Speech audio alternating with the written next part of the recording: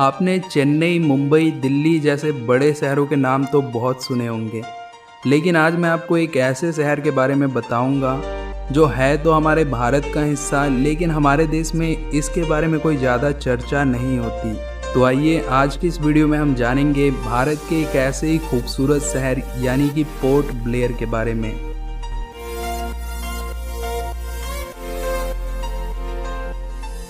Port Blair Bharat की union territory Andaman Nicobar द्वीप समूह की राजधानी है, जो कि दक्षिणी अंडमान में 41 किलोमीटर स्क्वायर एरिया में फैला हुआ है।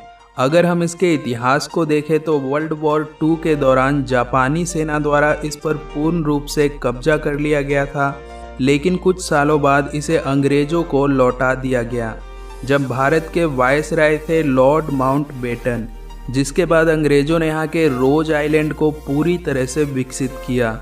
हालांकि आज ये शहर भारत का एक केंद्र शासित प्रदेश है, जो कोलकाता से 1255 किलोमीटर और चेन्नई से 1191 किलोमीटर की दूरी पर स्थित है।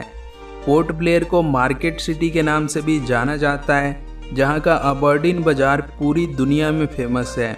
यहाँ पर अधिकांश होटल, दुकानें, बियर बार, डिस्को और अंडमान का बस डिपो स्थित है तथा वो सेलुलर जेल, जिसे काला पानी के नाम से भी जाना जाता है, ये भी अंडमान के पोर्ट ब्लेयर में स्थित एक पुरानी औपनिवेशिक जेल है, जिसे भारत पर औपनिवेशिक शासन के दौरान अंग्रेजों द्वारा बनाया गया था।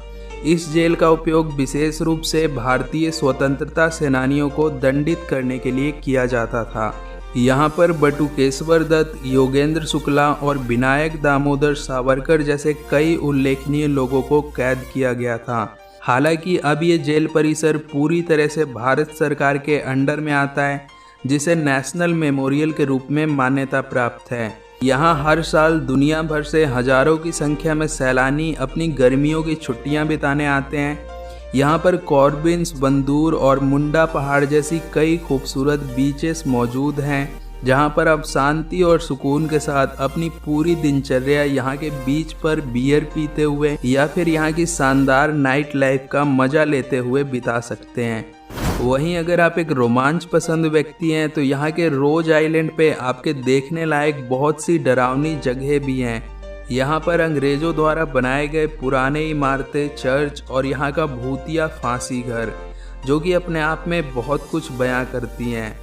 वहीं 2011 की जनगणना के अनुसार यहाँ की कुल आबादी 1,08,058 लोगों की है, जहाँ की मुख्य भाषाएं बंगाली, हिंदी और तमिल हैं। एंड अब जान लेते हैं पोर्ट ब्लेयर की कुछ खास बातें। तो पोर्ट ब्लेयर भारतीय नौसेना के प्रमुख नौसैनिक अड्डे INS जारवा का घर है। वहीं यहाँ पर एक एयरपोर्ट भी मौजूद है, जो कि वीर सावरकर इंटरनेशनल एयरपोर्ट के नाम से जाना जाता है, जिसे ज़रूरत पड़ने पे भारतीय वायुसेना अपने लड़ाकू विमानों के लिए भी ऑपरेट करती है। हालांकि हमारी इंडियन एयरफोर्स पोर्ट ब्लेयर के नज़दीक अपना एक परमानेंट एयर बेस बनाना चाहती है, जिसके बन जाने के बाद बंगाल की खाड़ी में भारत का दबदबा बहुत हद तक मजबूत होगा। और क्या आपको पता है कि साउथ एशिया का एकमात्र एक्टिव वोल्केनो भी अंडमान में ही है, जो कि पोर्ट ब्लेयर से 134 किलोमीटर की दूरी पर स्थित है। एंड अब जानते हैं कि आखिर पोर्ट ब्लेयर पहुंचा कैसे जाए।